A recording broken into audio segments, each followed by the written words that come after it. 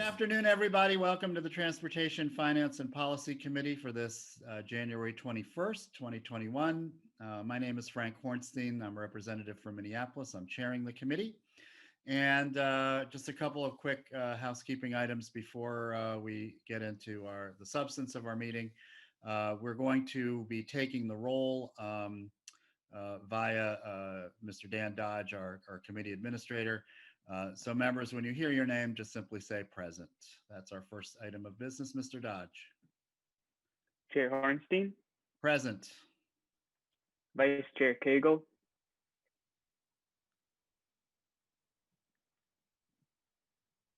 Representative Petersburg. Present. Representative Barr. Present. Representative Bernardi. Present. Representative Elkins. Present. Representative Frederick.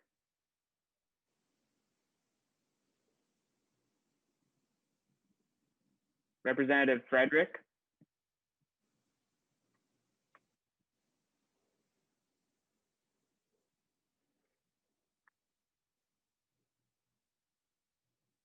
Representative Frederick.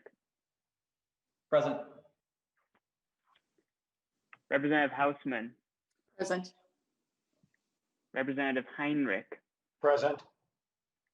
Representative Kosnick.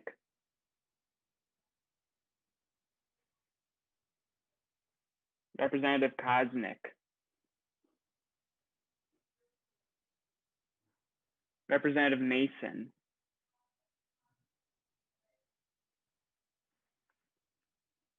Representative Mason.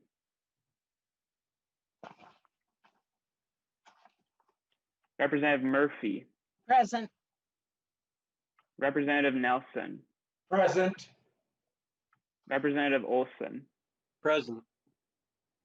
Representative Richardson. Present. Representative Torkelson.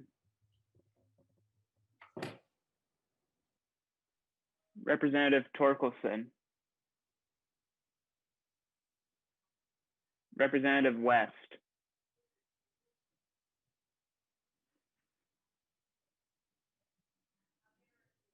Representative West.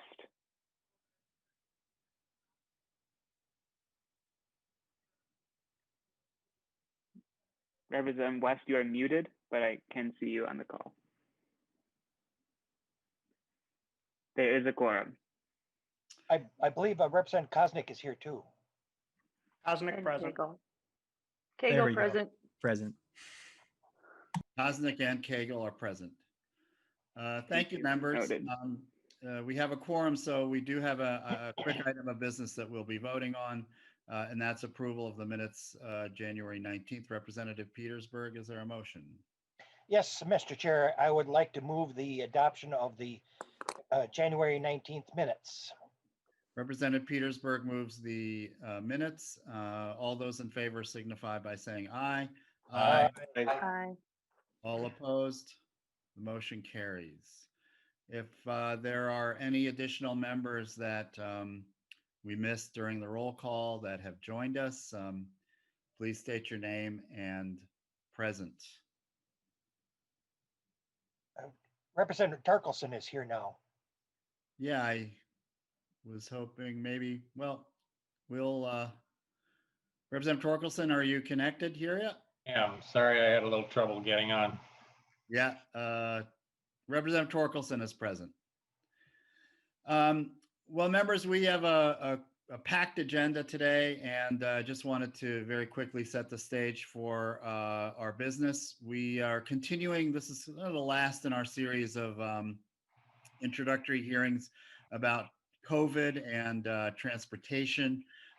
We have the leaders of different state entities, regional entities that we have some jurisdiction over in this committee. We've asked them to come to talk a little about how COVID has impacted them, and maybe a little bit of projecting into the future how those impacts will affect their operations and their agencies. And so we'll have a similar format as we had for our previous hearings. We'll group testifiers in groups of 3. They will do their 10-minute presentations, 8 to 10-minute presentations, and then we'll take a break and have member questions and answers, and then we'll have a second panel approximately 1:45, 1:50 p.m. And that will be the transit-related agencies. We're going to start with the Metropolitan Airports Commission, MnDOT, and the Department of Public Safety. So our first guest today, a testifier, is Mr. Brian Ryks.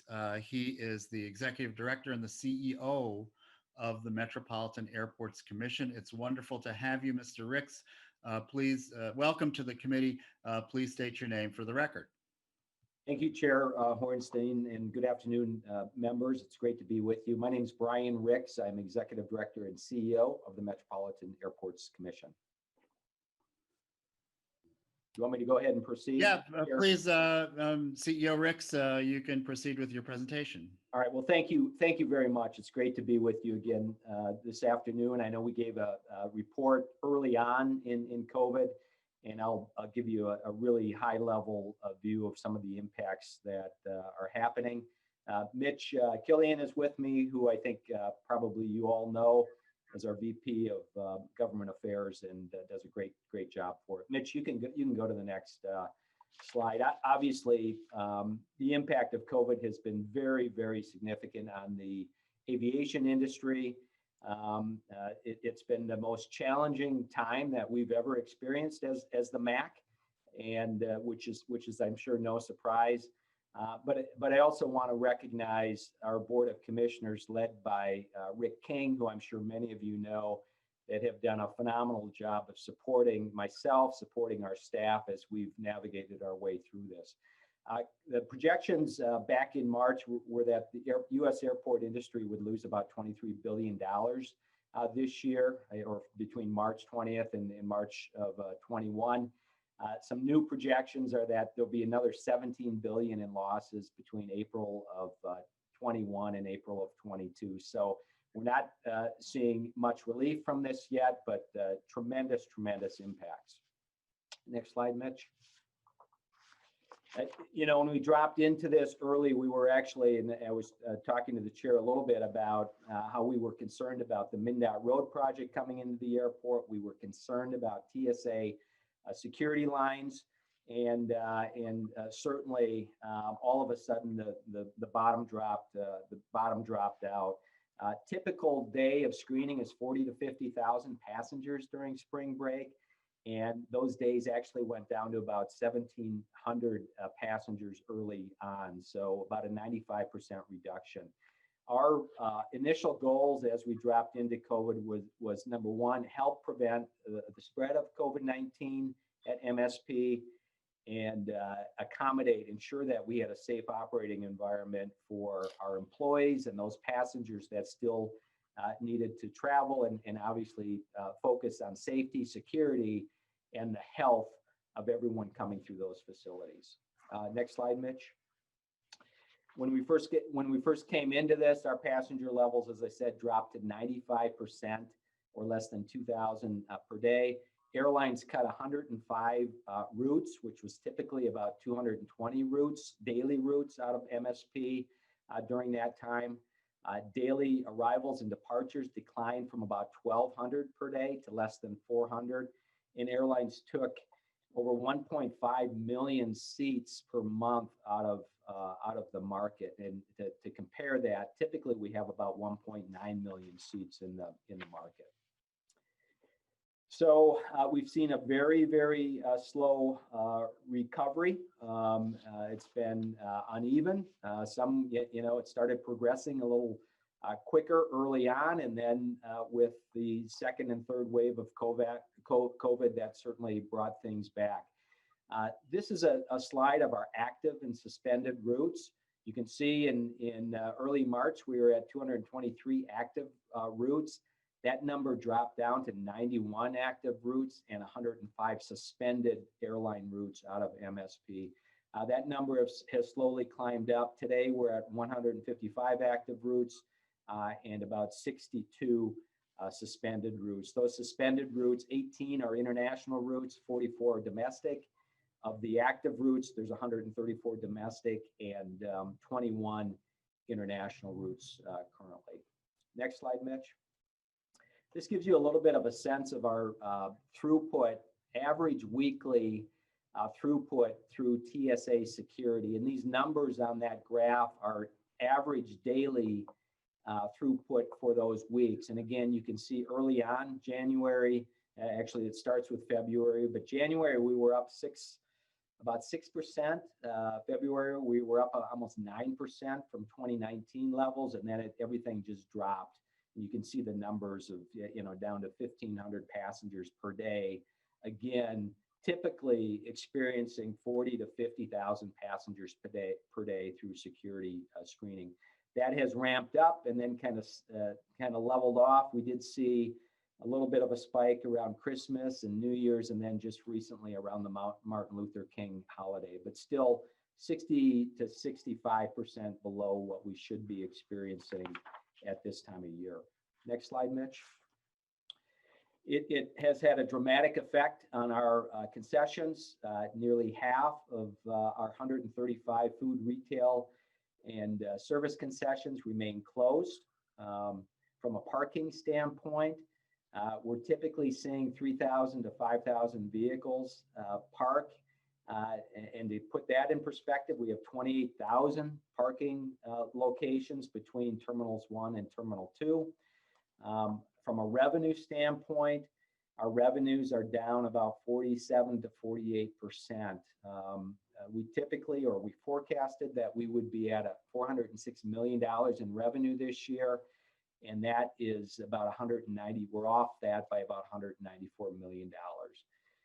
We've also lost about 51 million in passenger facility charges. The PFC, as we refer to it, is the $4.50 fee that passengers pay that comes back to the airport to support infrastructure development and helps us pay back the bonds that we issue when doing construction. We have had some federal relief.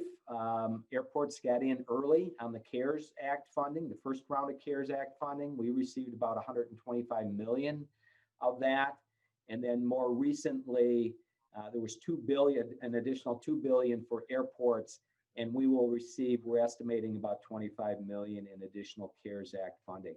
Those CARES Act are going to help us pay our debt service commitments, which are about $110 million per year in support of, again, infrastructure development. Next slide. We are really focused on the health and safety of our customers. Early on, we put together a playbook that really is guidelines for our entire MSP community to ensure the safety of our customers and the passengers. We've instituted best practices. And the goal is obviously to provide confidence in travel and so that when travel is really ready to come back, we can have a consistent and safe experience for our traveling community. Next slide, Mitch. There's six different aspects of our Travel Confidently program. Robust cleaning, which we have traditionally really done a good job of and have been an award-winning airport in that regard. Hand sanitizing, which we all know is important. Face coverings, we required face coverings early on. Social distancing, shields and barriers, and touchless parking through our parking reservation system. So those are the main aspects that we continue to promote and really focus on as we move forward. We also early on put together traveler care packages so that if a traveler shows up to the airport and does not have a mask, we can provide them one. We've got tips about flying safe, and we have sanitization in there also to, again, keep travelers as safe as possible. One of the other things that we've been focused on early on is we've participated in some of our industry accreditation processes. We just announced this week, or actually, that we are part of a GBAC STAR program. It's in partnership with the Global Biorisk Advisory Council. Recognizes airports that maintain certain standards to minimize the risk of coronavirus and other infectious agents. and also have recently acquired an accreditation through the International Council of Aviation Organizations, a health accreditation program. So we're very proud that we've been able to do that.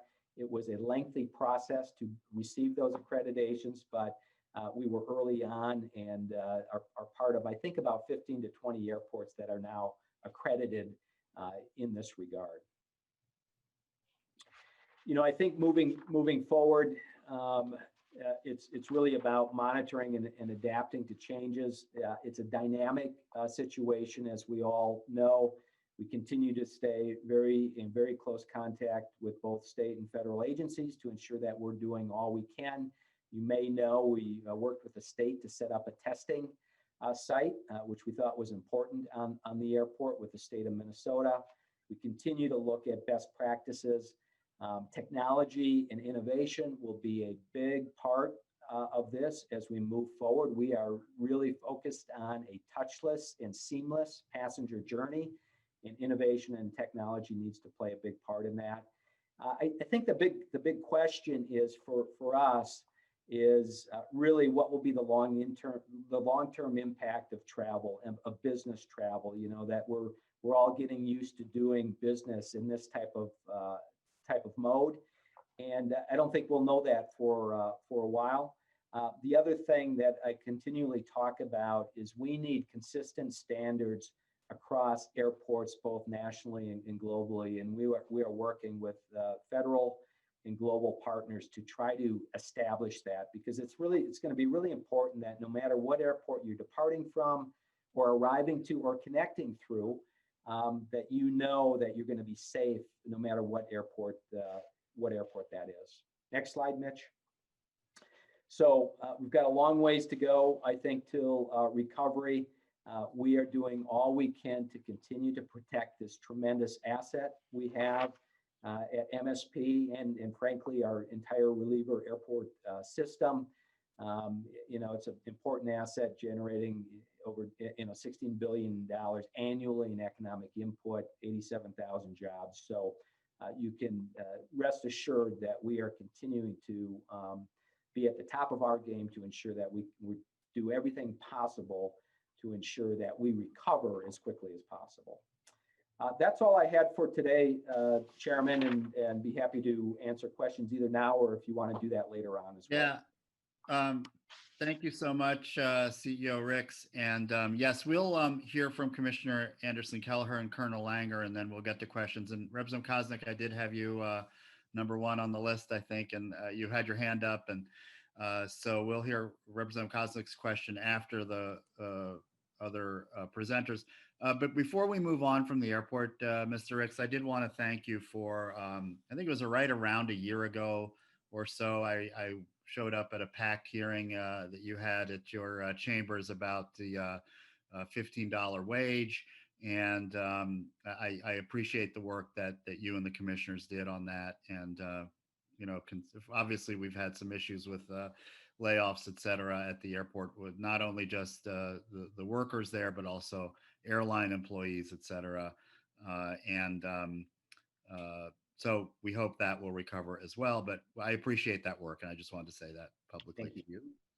Our next speaker is the Commissioner of the Minnesota Department of Transportation, our friend and no stranger to this committee and the state legislature. Commissioner Anderson Kelliher, thank you very much for your presence today. Please state your name for the record. Well, good afternoon, Mr. Chairman and committee members. I'm Margaret Anderson Kelliher. I am the Commissioner of Transportation for the state of Minnesota, and we are pleased to be with you to give you this update on COVID impacts and the Department of Transportation. I know that Mr. Radine is going to be running the slides, our Director of Government Affairs. I also am presenting as well, so we're going to work in tandem here on this. So first of all, and I am just going to make sure that I set my timer so I keep myself on track, which I think is important here. First of all, you will see that this is one of our recent message boards. This was during the month of December, And for those of you who cannot see the message board right now, it actually says Zoom with your family, not with your car. And I suspect that Colonel Langer is going to talk about this COVID impact as well. And that is an impact that has been the increase of speeding, while dealing with the next slide, which is the decrease in traffic volumes. And the traffic volume story, a little like the airport story, you can see this just really, we went way down into the valley in early April. We had basically a 70% less than the historic average on Easter Sunday. That's the black dot you see right around the 401 mark here. We also had a significant snow event that weekend, which contributed to such a sharp decline. It wasn't uncommon during this period, Mr. Chairman, to see volumes down 40 to 50% from historical averages in March and April. You can also see that we have had a rebound in traffic. For much of the summer, there still remained about 5 to 10% less travel than previous years. But more recently, we have seen real ups and downs, just depending on the day of the week. And of course, this will play into our revenue story in a bit, but I wanted to show you overall what this has looked like. And this is statewide. A lot of our traffic sensors and cameras are in the Twin Cities, but we do have others around the state. And so we are able to get that statewide perspective. Eric, let's go to the next slide. One of the most important, if not the most important thing for us, along with providing excellent service, has been prioritizing the safety of our workforce. MnDOT has more than 5,000 employees, and the majority of our workforce has continued reporting to their work locations. Think about your snowplow drivers, your maintenance operators, essential jobs that MnDOT does. We have really worked very, very hard to make sure that people, no matter where they're working, are safe, and especially at their work site. So that has included things like instituting masking requirements that have been in accordance with the executive order, staggering shift times, limiting sharing of vehicles, which before the pandemic was a fairly regular exercise at MnDOT, floor markings and other protocols to keep social distancing. When practical, we would assign staff to particular pieces of equipment, sanitizing. We have a really good sanitizing the plows and vehicles between all shifts. And then 30% of our workforce, if possible, works remotely right now. I'm going to go to the next slide, have Eric go to the next slide, which is the 2020 construction season. Unlike other states that had to either delay or cancel projects, and some of that was COVID related directly because of workforce issues, a lot of it was budget related, what was happening.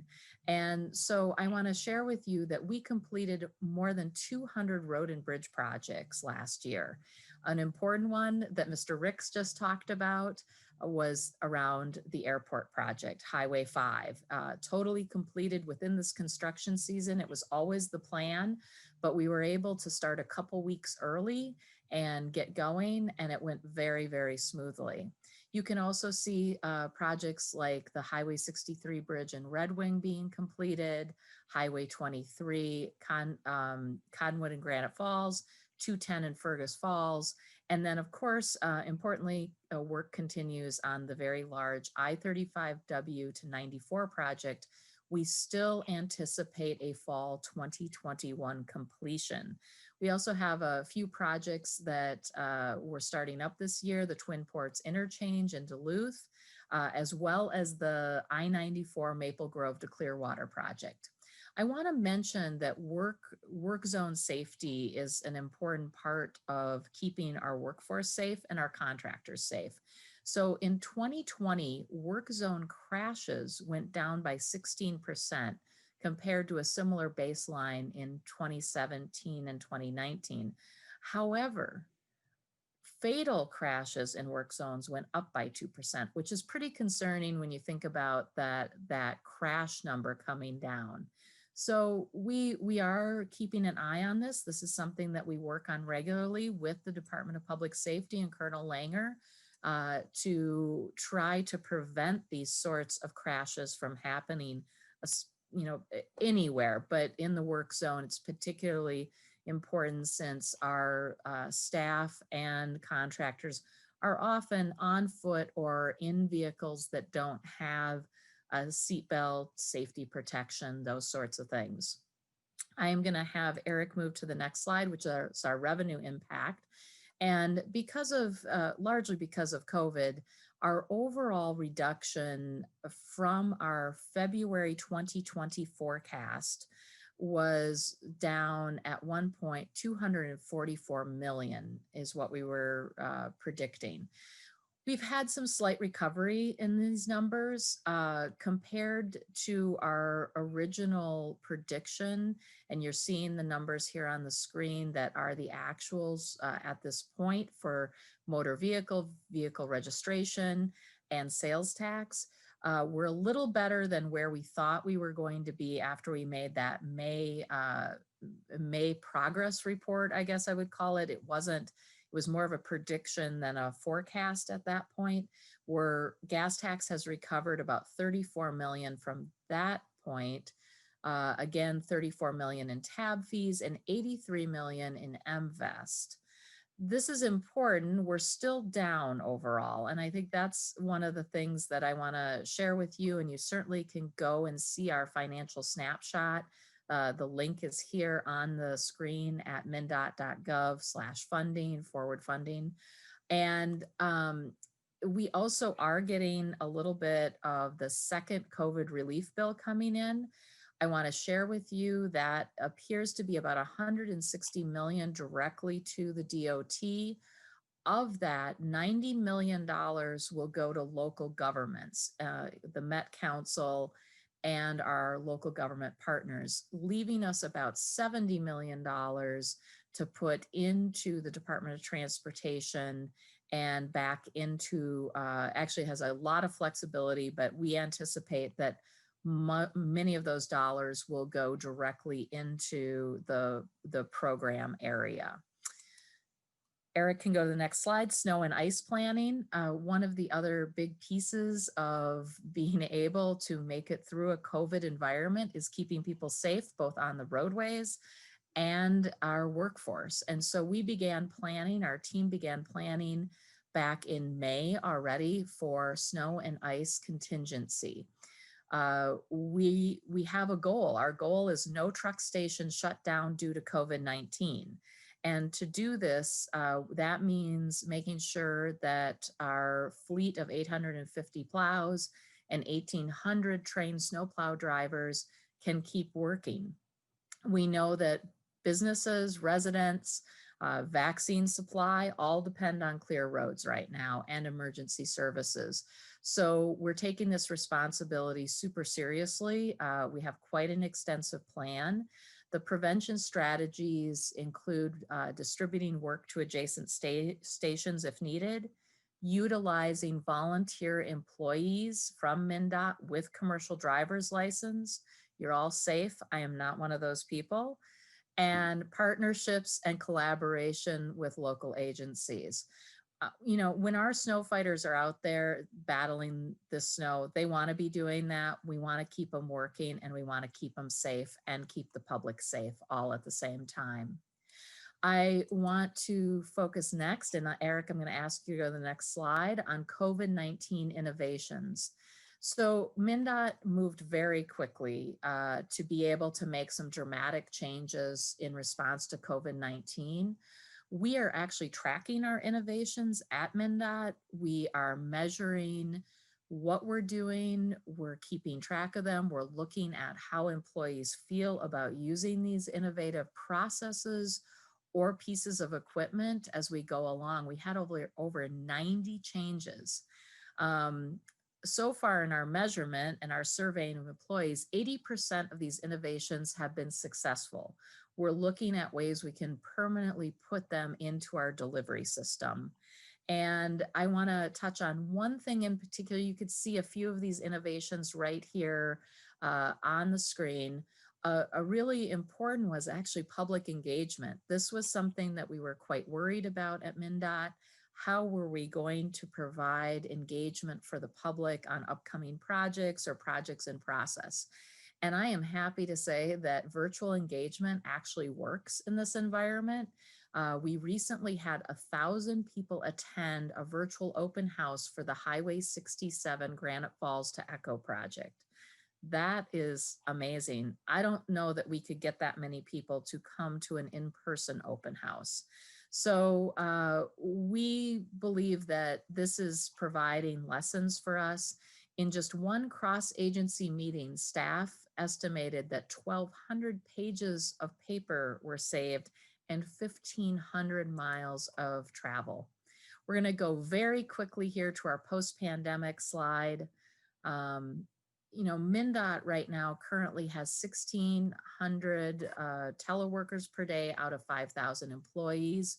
We know that employees actually are those employees who are able to work from home are asking us, how can I at least work part of the time from home? So we are working on this process, working through with our employees how we might do that, what it might mean for the state of Minnesota, and how we can successfully have also an equitable and fair workplace as people are reporting to their work site as well as working from home. I'm going to have Eric go to the next slide. We have a lot of information for you always on our MnDOT.gov webpage. And I also want to mention that through tomorrow, you can submit your idea for Name a Snowplow. This really came out of the public asking us to do this program. Scotland started to do it, and it's a way we can engage in the public that is safe and interesting and helps people have awareness of our snow fighters out on the road and take some pride in the work that they are doing and protect them and have a good response to them. Final slide, here is the 35W Bridge lit purple on November 19th when landmarks across the state were lit to really remember those who died of COVID-19. So, Mr. Chairman, I am going to stop there, and I know that you are going to have DPS next, and then we're going to take questions. Thank you. Exactly, you suggested exactly what I was going to say, and we appreciate your excellent presentation. And members, I mean, maybe we could have a transportation committee joint nomination for the plow naming. So I will send your suggestions to Mr. Howe, and maybe we'll pass those on to you, Commissioner. Thank you very much. And as Commissioner Anderson-Kelliher said, we'll have questions after Colonel Langer. Colonel Langer, welcome to the committee. Thank you very much for coming, and we will hear from Colonel Langer, and then approximately 1:45 we'll have some time for a few questions, and then we'll move on to our next presenters. Colonel Langer, welcome.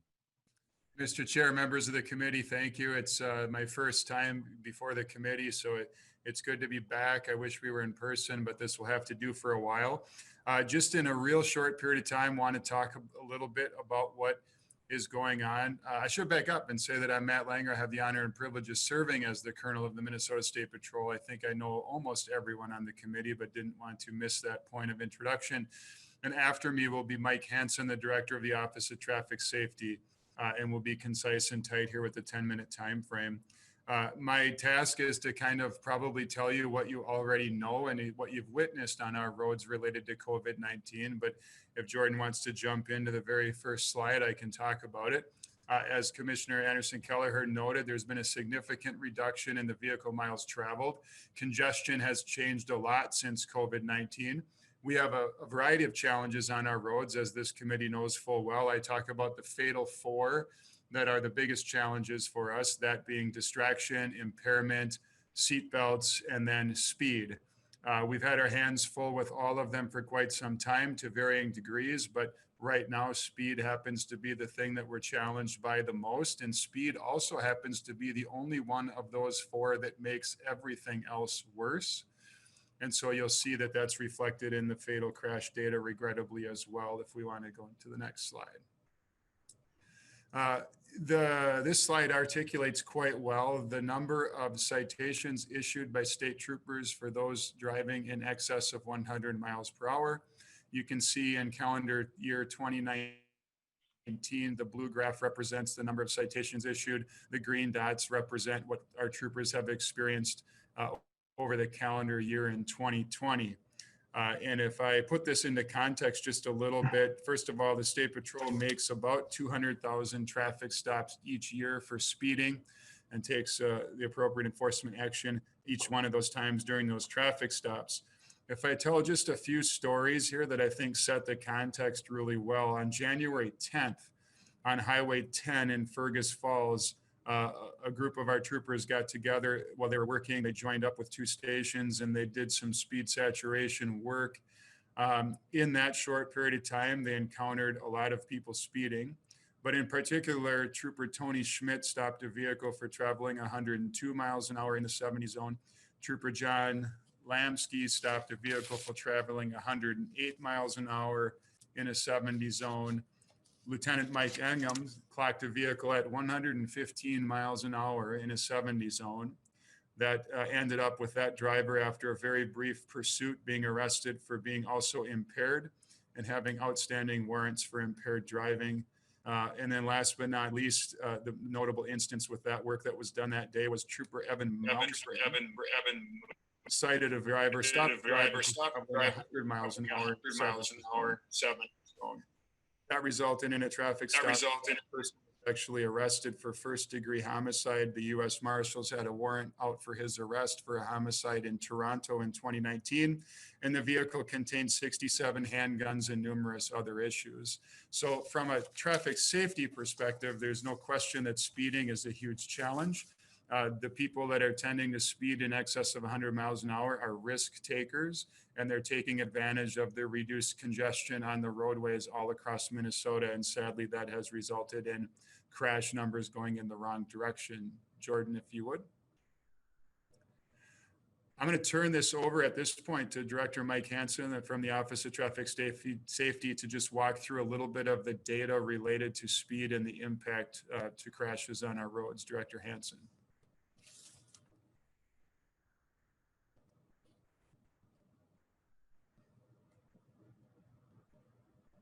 And if he's not coming, I can keep going in the interest of time. You can see, oh, there he is, Director Hansen. No, I'm sorry about that. I thought I clicked on the right button. Thank you, Colonel and Chair Hornstein, committee members. My name is Mike Hansen. I currently have the pleasure of serving as the Director for the DPS Office of Traffic Safety. As the Colonel laid out very clearly, speed has been the biggest problem that we've seen on Minnesota roads during 2020. What we're seeing illustrated here in this particular graph is the speed-related fatal and serious injury crashes for 2015 through 2019. Then the light blue bar would be the average, and then we can see what happened in 2020. Approximately 40 additional speed-related fatal crashes took place in 2020, which accounts for almost a 9% increase in our total fatalities. Just to refresh everybody's memory, 2019, we saw 364 Minnesotans lose their lives in traffic crashes on Minnesota roads. In 2020, the preliminary numbers are 398. So again, a 9% increase in the number of fatalities that we're experiencing. Next slide, please, Jordan. One question that I frequently get asked is, where are these crashes happening? Well, quite honestly, it's everywhere. The graph before you shows the particular road systems that are experiencing the speed attributed fatalities and serious injury crashes. County road systems, 32%, state trunk highways, US trunk highways, 29%, 26% surprisingly are occurring on our city streets. And then 13%, which is something that is growing a little bit, that tends to be most of our township roads in greater Minnesota. One other point to take with this is, where do fatal crashes happen, in metro areas or in greater Minnesota?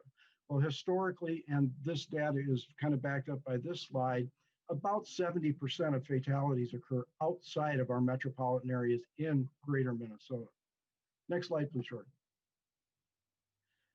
So I'm going to turn this over to the Colonel to introduce what are we doing about this. We know we have a problem. We can't just sit there and watch these numbers go up without having a response to it. So Colonel, do you want to introduce the plan that we've been working on? Yep, thanks, Director. So I started by talking about what we're doing and articulating some of the problems. Director Hansen talked about some of the data. It's really an opportunity to get in front of this committee and already talk to you about what we are doing on this issue. So throughout the course of 2020, discussions ensued toward the end of the year. A variety of us got together a few times to talk about some work zone speed enforcement, and that resulted in a desire to do something right now. And so starting January 1st, the Minnesota State Patrol kicked off a speed and aggressive driving safety and enforcement project. It's really aimed at trying to, in the politest sense, take our roads back, meaning to try to get speeds back under control to a point that it makes it safer for everyone who's on the road. We started that on January 1st. That includes troopers as part of their regular duty, working together with their other partners to focus on speed enforcement. The goal, of course, is to prevent those fatal and serious injury crashes through enforcement and education. That started at the first of the year with the State Patrol. We have the task of being the primary traffic safety oriented law enforcement organization in Minnesota. It's our mission under 299D. It's what's required of us and one of the foundational reasons why we exist. That is also working. We are also working really closely with the Office of Traffic Safety as they are working with their grant programs to secure the funds that will roll together and ultimately will create a sustained program throughout the entire calendar year, including law enforcement agencies from all across Minnesota, both county, city, and state. You'll see soon a media engagement plan and a public rollout and messaging related to this program, consistent with what we've always done at the State Patrol and the Department of Public Safety, that we like to tell people what we're doing. We're interested in changing their behavior far more than we are issuing citations, but of course, education and enforcement together work really well and much, much better than either one of them apart. That, Mr. Chair, I think lays out the path forward collaboratively at the Department of Public Safety with others, and we stand for any questions that you or members of the committee might have. Thank you very much, Colonel Langer. And members, we have a few minutes for questions, not a lot. We can probably take 2 or 3. And as I mentioned before, if you have questions that we can't get to you, please pass those on to Mr. Howe, and he'll pass those on to our guests, and they can respond in writing briefly, and then we can at least make sure that your question is. So I'm going to take, I don't know, Representative Koznick, you had your hand up before, then it was down. If you want to ask a question, feel free. If you want to wait till later, that's fine as well. But I do have Representative Petersburg. But Representative Koznick, I'm going to give you first dibs because you had your hand up at one time. Thank you, Chair Hornstein. And just be real quick, if to the Mr. Ryks from the airport could talk about the restaurant business, and it's not really the airport's main focus, but it's important to a lot of our districts. If you could talk about the restaurants that were open, have there been any COVID outbreaks or with those? And I know that you'd mentioned the airport's council had a cleaning award that you guys had won. Maybe those are some practices that we could transfer into our other establishments to continue to allow our hospitality businesses to thrive better. Maybe there's some practices we could learn. So if you had any COVID outbreaks, and what's the experience been of the restaurants, people obviously needing accommodations when they're traveling. I presume that's why they were open, but certainly I don't think COVID recognizes the difference whether there are restaurants in an airport or in downtown anywhere in Minnesota. If you could comment on that, thank you. CEO Ryks, thank you, Representative Koznick. CEO Ryks. Chair Hornstein and Representative Koznick, thank you for that question. I mean, we've taken that obviously very seriously and worked very closely with our many concessionaires out here at the facilities. As I mentioned, there's about 54% that are currently open. So it's impossible, obviously, to have all of them open because they just can't be successful with the limited traffic volume. And we were actually down, I mean, when it first hit, down about 20 to 25% were open. But we have taken a number of steps. Obviously, the steps I outlined regarding social distancing, no more than two patrons together at a bar in one location. We've added additional seating out into areas that they traditionally did not lease to help with that social distancing aspect as well. So we have taken all of those things into account and ensured that people are as safe as they can be. And if we're identifying restaurants or concessionaires that we do not feel are acting appropriately, we will use our police department and take effective action. So it's been I think a really strong collaboration. Communication has been the key to that.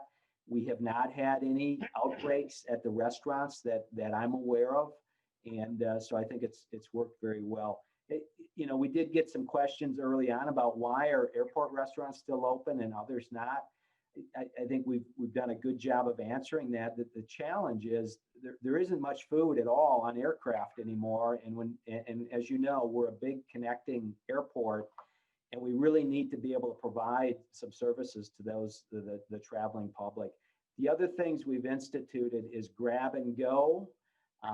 We've instituted programs that people can order and have food delivered at the gate areas as well. So we've really advanced technology in those areas. Thank you, Mr. Ryks. I'm going to take a question from Representative Petersburg and Representative Mason, then we're going to have to move on from there. Representative Petersburg. Thank you, Mr. Chair. And so this is for public safety slides in which we talked about the slide on speeding and fatalities. And it looks to me like there was quite a big jump from 15 to 16, where 15 was quite low. Do we know why that occurs? Because if we take that outlier off of the average, our average over the last 4 years is a little bit higher. But what made the difference between 15 and 16? Does anybody know? Mr. Chairman and Representative Petersburg, if we look at the graph, that's fatal and serious injury crashes.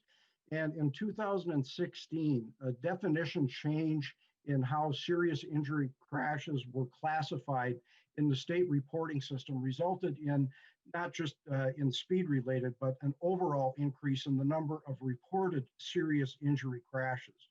And so slowly that number has been coming back into more of an equilibrium. So that's why you see that large difference from 15 to 16. It was a definition change that came about as a part of some of the federal regulation and then the update to the state crash reporting system. Thank you, Mr. Chair. Representative Petersburg. Thank you. That kind of answers that question, but it also then answers the questions if we're not comparing the same, should it have been eliminated from the average? And no need to answer. It's just my question. Thank you, Mr. Chair. Okay. Well, thank you. And maybe Mr. Hanson, you can communicate with Representative Petersburg on that one offline. But appreciate your answer and your question, Representative Petersburg. Our last question for this segment is from Representative Mason, and then we'll hear from Mr. Zelle right after that. Representative Mason. Thank you, Mr. Chair. I guess my question is regarding people that are going 90, 100 miles an hour. I got to believe most of us know that's not an acceptable speed. So what kind of education are you planning on addressing that? I'm just really curious. I mean, that's a big, big task.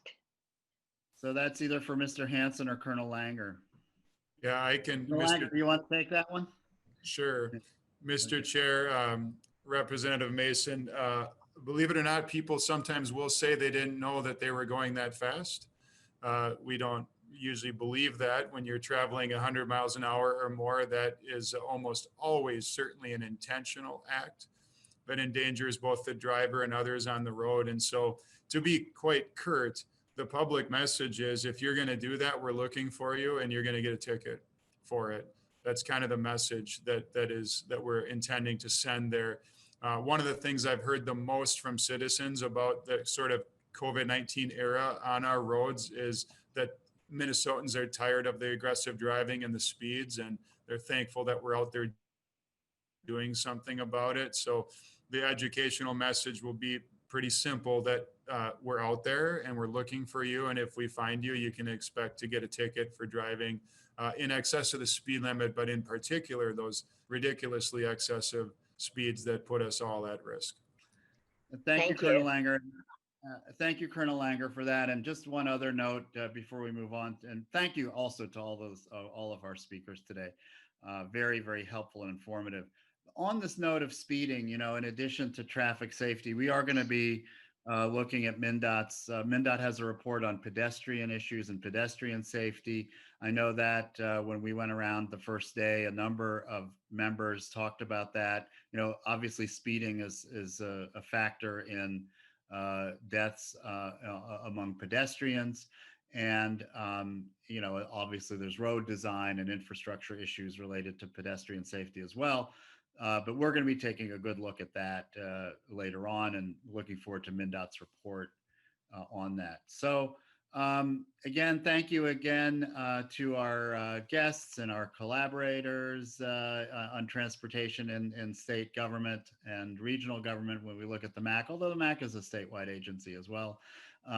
We look forward to our continued work together, and we'll be hearing from all of these agencies at different points later on in our session. But today was really just limited to COVID response. So with that, members, we are going to pivot now to transit. Thank you again to our speakers. We'll hear first from Charlie Zelle, the chairman of the Metropolitan Council. Mr. Zelle, welcome to the committee. Thank you, Chair Hornstein. And yes, I am Charlie Zelle, Chair of the Metropolitan Council, and I am entrusted by my staff to actually share my screen. So if everybody can see that, my commercial driver's license has lapsed, but I am seeing if I can operate this. It's great to hear from my colleagues in modes of transportation. I'm going to talk about Metropolitan Transit. As maybe everybody knows, Met Council has really two functions: transportation planning and contracting of various transportation elements like Metro Mobility, Transit Link, some additional involvement with providing funds for other contracted routes like the suburban routes. But also we operate Met Transit, which is commuter rail, light rail, and bus. As the chair pointed out, I'm really going to talk briefly about COVID impacts. And it really is been like the other, like the MAC and MnDOT and DPS, we've really seen a loss in revenue. Really, that loss of revenue comes from a loss of ridership. And I'm going to get into some specifics.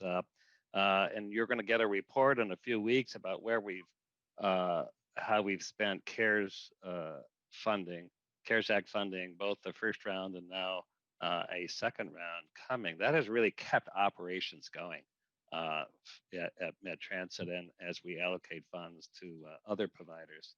One of the elements that we spend the funding on is actually increasing the safety and the protocols, which I'll get into in a minute. And just to let everybody know, because it's a great concern of ours, it's brought a lot of the safety issues that we care about into clear focus. We are leaning into the idea that safety is our number one priority.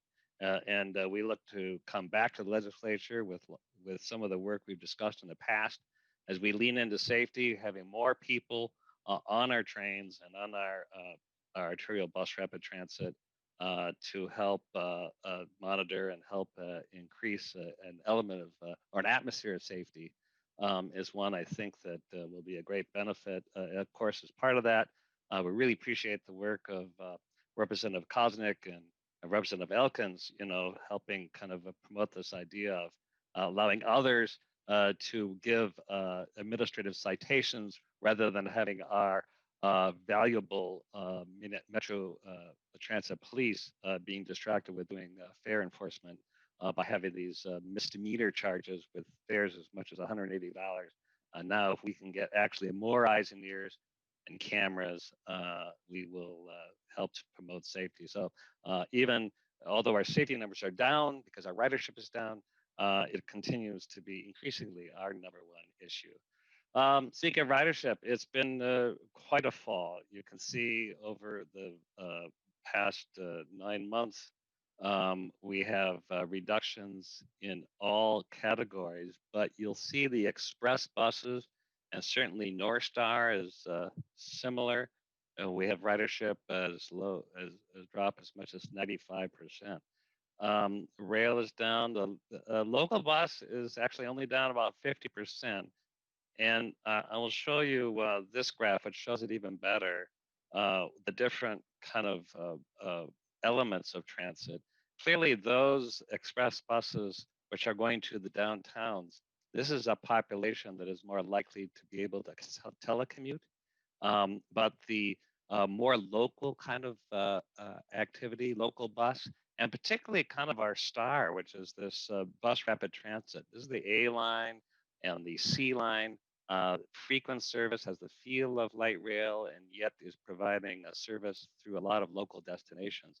They're really only down 40%, 50%, and that's down a lot, but it shows that we're actually carrying between 80 and 90,000 rides on a weekday. And this is essential workers who are providing all the frankly, whether it's grocery store, medical workers, factory workers, these are the folks who have to show up physically to work. We are not actually promoting our service. We are maintaining the social distancing and the amount of operations to keep safety in place. But it shows that the real important work that transit is doing, even during this kind of low ridership period. It's only low in a relative sense. You'll see where some of our biggest ridership is happening during this period of time.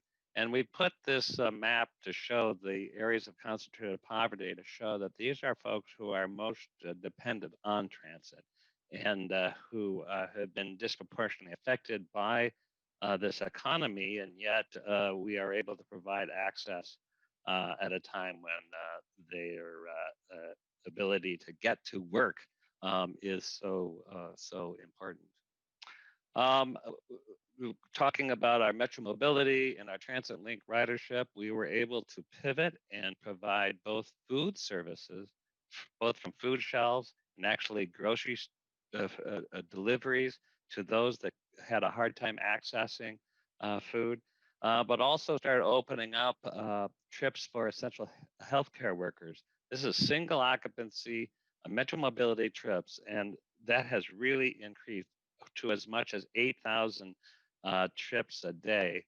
We've been able to provide support for healthcare workers. And we're really proud of that service because we had the capacity, we had the funds, and it was really, I think, at the time and continues to be an important way for those essential healthcare workers to get to their jobs when they are under such stress and where there is such a shortage. And I think we've gotten a lot of favorable comments, both from the workers themselves, but also from hospital administrators and clinicians who really depend upon that staff. This kind of shows you a little bit how we are deploying the operating miles. We have initially, we had down to maybe 60% of the operating miles of our bus system and our our LRT system. But we have brought it back to about 80% now since about September. And that doesn't mean that every route is cut back 20%. We have redeployed the miles in order to maintain load factors which are safe. We require masks. We have protocols in place so that we don't have overcrowded buses. And you'll see on the far right under BRT, we actually are operating 125% from the kind of schedules we were operating, pre-pandemic. So we've actually redeployed our both our buses and our articulated buses to ensure that the most heavily traveled and the what I would call the essential routes, routes like Route 5, where we actually can carry people safely. I talked about some of what we're doing with Metro Mobility and healthcare workers. You can see again how the worker trips for healthcare has really increased and continues to increase to this day. I want to talk a little bit about what we're doing in terms of cleanliness. No different than the MAC when we're looking at ways to ensure that we're following best practices for our industry. You'll see that the rear entrance was what we did through the summer until such time as we could have protective driver shields so that they didn't come in contact with customers. Kind of the care and health of our customers and the care and health of our employees are both equally important. When we think about testing, this is something else we've rolled out. So we have regular on-site temperature testing and also frequent COVID testing for all Metro Transit employees. We look ahead, we think about how we might be able to increase service as the economy starts to return. We know that the vaccination of transit workers is anticipated. I think it's a 1B as opposed to 1A, but we are certainly in place to provide those vaccinations to ensure that our frontline workers, who in a sense kind of embody the essential workers, such as you've seen this operator, they're the ones, they're the real heroes of our operation, and we can't get vaccinations soon enough to get back to the protocols that we hope and expect. So thank you so much, and I will look forward to taking questions later in the moment we have here. Thank you so much, Mr. Zelle. That was a very helpful and informative presentation. Next up, we have Tiffany Collins. Ms. Collins is is representing the Minnesota Public Transit Association, and she is the transit director for Central Community Transit. So welcome to the committee, Ms. Collins, and please state your name for the record. Thank you. My name is Tiffany Collins. I'm with the Central Community Transit again. We serve Candy, Ohio, Meeker, and Renville counties. And again, I'll be representing the Minnesota Public Transit Association today. So just some brief words about how the COVID pandemic has affected us in greater Minnesota. I think it's been really important that the transit systems have been involved in community response teams that have formed across the counties and try to look at some of the issues that have risen with transportation needs and things like that, and things that we can help with across the greater Minnesota. And so some of the initial things that we became involved in is student meal transportation and distribution. As when the shutdowns began, we noticed that many of the schools had not planned for transportation, or much less having food available for students. So Operation Gap Week was a a big thing for us to just launch ourselves into what are we here to help with. And so we were able to help with over 8,000 student meals overnight, basically for a good week there, which has also led us into providing Meals on Wheels, senior dining, and food shelf pickups that we never dreamed of doing on transit vehicles as well. So our goal, obviously, through the pandemic was definitely to have our drivers be able to do their job safely. And so it was definitely challenging and a big deal for us to try to locate PPE such as gloves, masks, gowns, face shields, those types of things. In Greater Minnesota, most of our bus drivers are getting out to assist passengers that are using wheelchairs and walkers and things like that. So we do need to get up close and personal with some of our passengers. So some of that was definitely needed. And so looking for cleaners and things like that, and also installing the plexiglass barriers that you saw earlier in some of the larger vehicles. But we definitely were playing a part in locating and designing plexiglass barriers for our drivers so that both of our drivers and passengers could remain safe as well. We also run volunteer driver programs, especially in the Greater Minnesota area. That's very important to help with the transportation that needs to continue for things like dialysis treatments, cancer treatments. And so we definitely wanted to make sure that we could keep our volunteer drivers safe during the pandemic as well. So we also had to secure some of those items such as PPE and disinfectant procedures and protocols for the volunteer programs as well. So as we all know, through the pandemic, the majority of our ridership did definitely go down, and you saw several graphs so far in the presentation today. Our graphs look very similar to some of the ones that you've seen as well.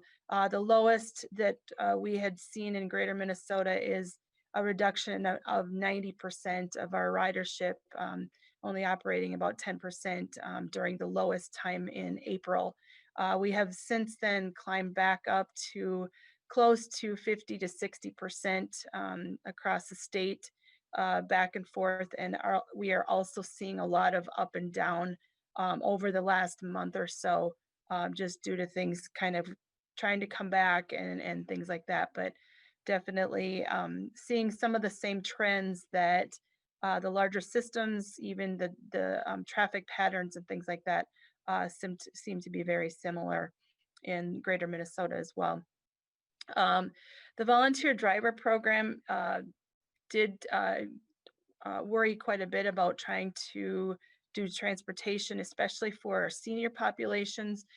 We had turned to helping with a program called telephone reassurance, which allowed us to reach out to passengers and reassure that their needs are being met, that food was being delivered, services, prescriptions, those types of things. And so we could reach out to those folks and try to connect them with services.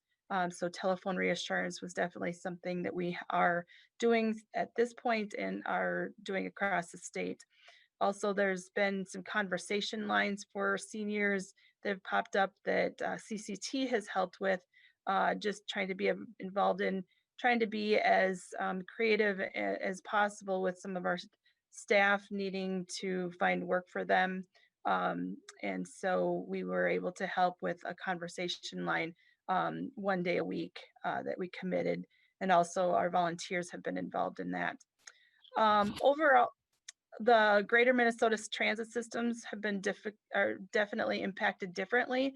And so many of the transit systems that have remained open and provided service at whatever level that there has been definitely have seen different things.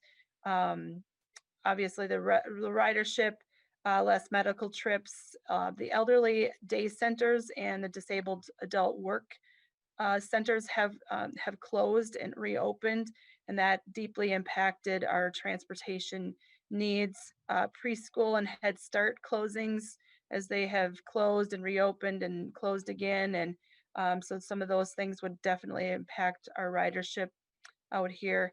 And also just concerns by drivers, just making sure that they can do their jobs safely. And so that they're not going to be caused illness or safety concerns that way, and reduce service hours and things like that. So there's definitely some counties that have had to completely shut down, such as Cass County.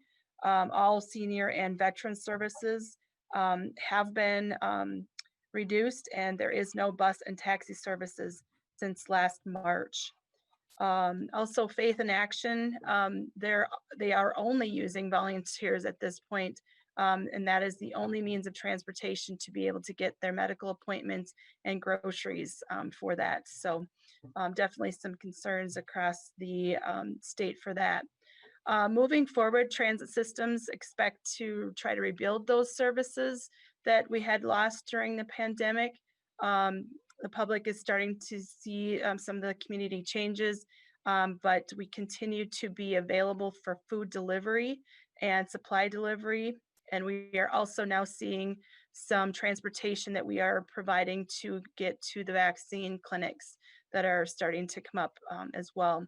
Some things that we're also seeing as far as changes as things do come back is social distancing on the vehicles is taking possibly some additional buses and drivers to be able to accommodate that. So rather than filling our vehicles to capacity and transfer those folks, we are definitely seeing that the need has changed there. And so we are adapting to those things and trying to be able to accommodate those as well. I would like to share a brief video. Okay, Ms. Collins, I hope it is brief because we have one more speaker and some Q&A. How Absolutely. long is the video? It's a 2-minute video. Okay, we'll end with your video and then we'll move on to Mr. Wynder. Sounds great.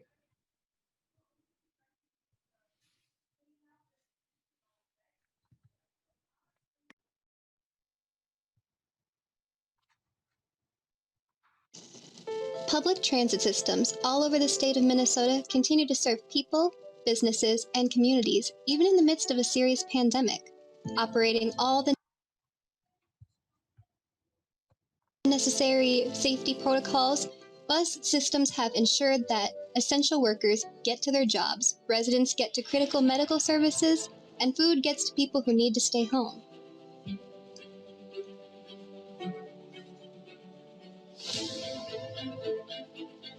From cleaning and sanitizing buses and facilities to installing hand sanitizer dispensers and barriers to keep people safe, and closing off some seats to ensure proper social distancing and the safety of bus drivers and passengers, transit has kept Minnesotans moving this year.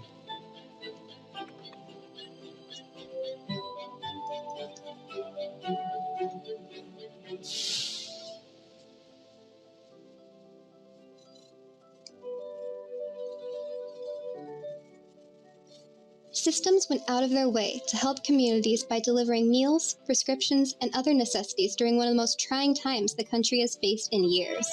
From big systems such as Southwest Transit assisting food shelves, to Smart Transit of Owatonna delivering 62,000 meals, all the way to Faribault-Martin County Transit delivering essentials to local homes.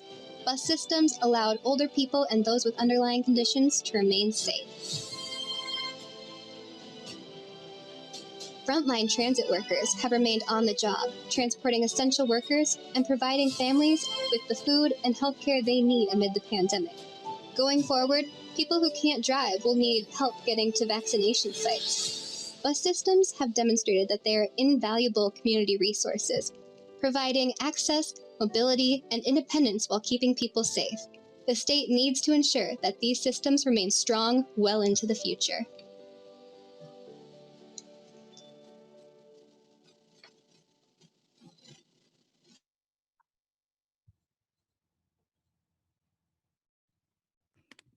Thank you very much, Ms. Collins, for your presentation. Appreciate it, and we'll have questions following Mr. Winder's presentation. Our last presenter for today is Luther Wynder, and he has been before our committee many times as well.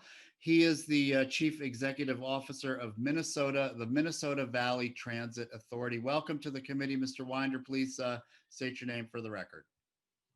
Good afternoon, everyone. Luther Wynder, Chief Executive Officer for Minnesota Valley Transit Authority. I'm going to share my screen and do a brief presentation.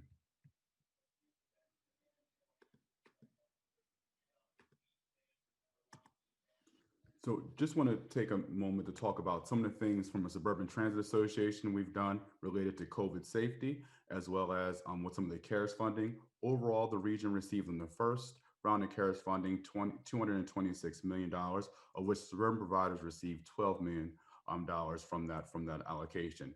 We don't yet know what our allocation will be with this new round of CARES funding, where we're continuing to work with the council to determine that for that funding in the near future. What we did with the first round is we really focused on safety, as well as putting things in place that to maintain safety for our operators as well as for our customers. We did supersede the CDC recommendations and really led the region as far as changing our cabin air filters daily, as well as we disinfected our buses after each trip, some daily. One thing Plymouth did, one of the first in the nation to do, they actually installed a specialized air purifying technology on their buses. It's kind of like a Bluetooth speaker. It looks like a Bluetooth speaker, and it really deals with getting some of those potentially harmful air pathogens out of the air. They're testing that now, and like I said, they're the first nation to provide that technology. We did temperature checks on our operators. We're continuing to add and do additional disinfecting of our facilities that we're utilizing. One thing that Minnesota Valley did is we installed UV light technology in front of our HVAC systems in our bus garages, as well as some of our stations, in order to add another layer of filtration and disinfectant for our air quality in those facilities.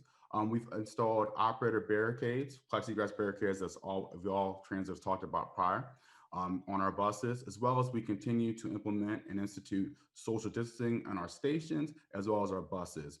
It's important to note that social distancing, though it adds a layer of obviously public safety, it also does increase operating costs or maintain operating costs because you are still providing less customers, but you still need more buses to provide that adequate service. As well as implementing as well as following the mask mandate, as well as superseding and providing masks to customers that may not have masks when traveling. Just a quick ridership overview. So during the pandemic, across the board, we've all seen a decrease in obviously ridership. It's important to note, even from Chair Zelle's presentation, as well as we see, the suburban local service continues to be extremely strong pre-pandemic. It's actually the #2 category overall outside of BRT as far as ridership is concerned by percentage.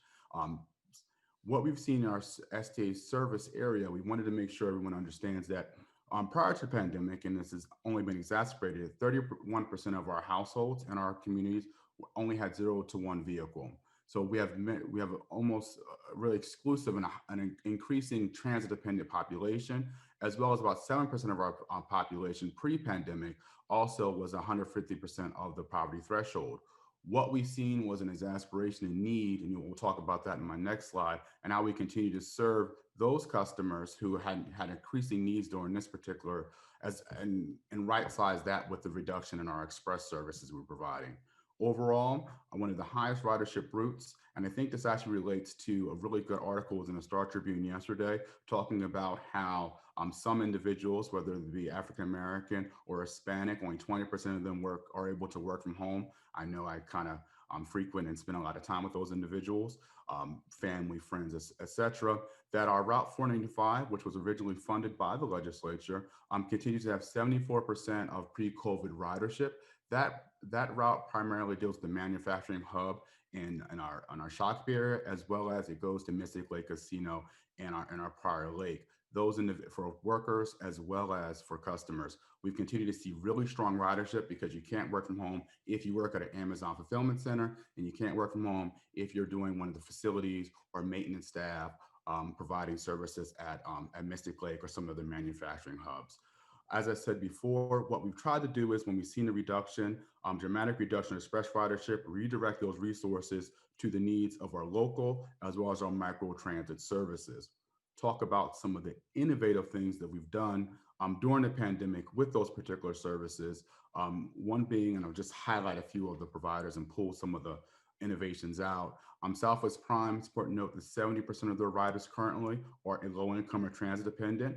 They've done some interagency collaboration with the Minnesota Valley, which they expanded their Prime to the employment centers in Shakopee, one of those being Amazon. They've done some mobile health clinics, and they've also done assistance with school transportation.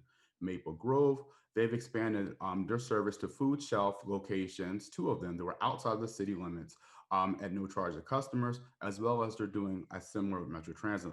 Others doing grocery delivery to Maple Grove, from Maple Grove stores to seniors in their service here at no charge. Minnesota Valley right now is currently researching the locations that are offering the vaccine for 65 and older, and we're looking to institute free and reduced trips to those centers to get vaccinated, as well as we've currently still on our microtransit, we provide free service for healthcare professionals to medical facilities. What we look at from a post-pandemic recovery standpoint, that understanding transit-dependent suburban communities have significant low-income and senior populations due to displacement and affordable housing, which require increased lifeline and local services. We continue to look for opportunities to build back services and explore underserved markets, what we've currently been doing. Express service, as the vaccine rolls out, expectation of a steady increase in customers returning to office activities. It's important to note, even with surveys, and I talk this quite frequently, and I also sit on a national FTA panel dealing with small and medium-sized planning and the future outlook for transit, that travel patterns are cyclical. Flexible work schedule, just like the paperless offices, were really pioneered in the early 2000s, but so migration, because of when it deals to work-life balance, as well as the needs for social interaction, what you've seen is this constant movement back to in-office activities. What we will continue to see is in the short term, we will definitely see a work from home component to it.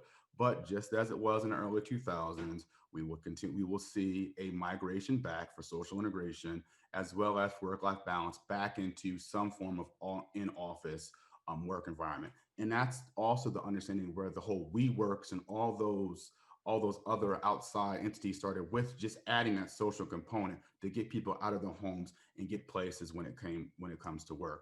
That will continue to happen in this particular environment as well, as we recover and as the need for essential travel and non-essential travel return to the transit network. Our focus right now is the preservation of the full regional network, continuing to maintain the gains we've made in our first and last mile connectivity. Microtransit and suburban services will be key to the recovery as we move forward in this post-pandemic world, which we're still in the pandemic. Hopefully we get to post-pandemic pretty soon. Okay. Thank you, Mr. Wynder. Did you want to go? You've got some good context there as well. I wanted to thank you for your excellent presentation, Mr. Wynder, and I think an important reminder that there are significant transit needs in suburban communities. I think sometimes people are, may not be fully aware of the extent to which we have those needs, and I appreciate your highlighting those. So we have about 7 minutes for questions. I have one already from Representative Petersburg. Thank you, Mr. Chair. What I found very interesting from these comments was how the airports, as well as our public transit, saw pretty much the same decline in ridership and growth. So I found that kind of interesting, but probably also realistic and expected. What we heard from Colonel Langer was that even with the reduction in usage, we were still finding some unsafe practices and safety concerns that they're having in regard to speeding and so forth. My question to Commissioner Zelle, Mr. Zelle, is I didn't hear anything about public safety on transit, and I'm wondering if he has any information about physical safety on buses, trains, etc., and whether or not they're seeing the same impact as we did with our roads and bridges. Thank you, Representative Petersburg. Chair Zelle. Thank you, Chair Hornstein and Representative Petersburg, I think that's a question that we look at very closely. You know, to be honest, we have less, you know, category 1 incidents because the ridership is down, you know, let's just say 50, 60%. However, as I mentioned, you know, safety was an issue before the pandemic, and it just increasingly is the number 1 issue for us in order to attract the riders in the communities as the economy starts to recover. We've got to get ahead of our safety concerns, and when we actually are. So by count, we're not seeing what we're seeing on the highways in terms of speeding. You know, people aren't finding vacant stations and therefore performing more crimes. We've actually now instituted during this period of time more live cameras in our trains, and we have cameras live on our stations. So we actually have more kind of eyes and ears, what we've described around. But we really do need more people. And in addition to our Metro Transit Police, we're planning to actually expand our police force, but we need even more, which is why we're really interested in these kind of agents working who could also be checking for tickets, who could also be the presence to create that kind of safe atmosphere. We're working with the Citizens League to do about a 6-month stakeholder engagement with business community, with communities, with employees, to really understand what it means to be safe. Because we know one person's perception of safety is different than another person's, and we're trying to get our arms around the idea that we need to be safe for everybody. But in terms of the actual raw statistics, yes, we hear anecdotes. We had a shooting a few weeks ago on a platform. We were able to, through camera identification, find out who that person was. And our Metro Transit people went to their home and arrested them. So that doesn't mean that you know, we shouldn't have those at all. This is an issue we're facing in cities around the country, as we know now, and we're not immune to that. But we're also augmenting Minneapolis police in downtowns as well as St. Paul to be a presence around the downtown environments. So we're putting more of our police to help kind of face the overall crime that we're seeing in downtowns that is unacceptable. Thank you, Mr. Zelle. We have time for one more question if there is anyone else on the committee that has a question for any of our presenters here. I'll wait a few seconds here. Okay. Well, thank you, everybody, for, again, a very informative presentation. I think that, we have one final question from the Vice Chair, Representative Cagle, and then I will make some concluding comments. Thank you, Mr. Chair. Sorry, I was trying to find the button to get my hand up. One of my questions is if any of these safety measures, if there's any thought to making any of these permanent. Okay, is that for anyone in particular, or? I guess it would probably be more to Commissioner Zelle. Okay. Or any of the Mr. transit Zelle? people.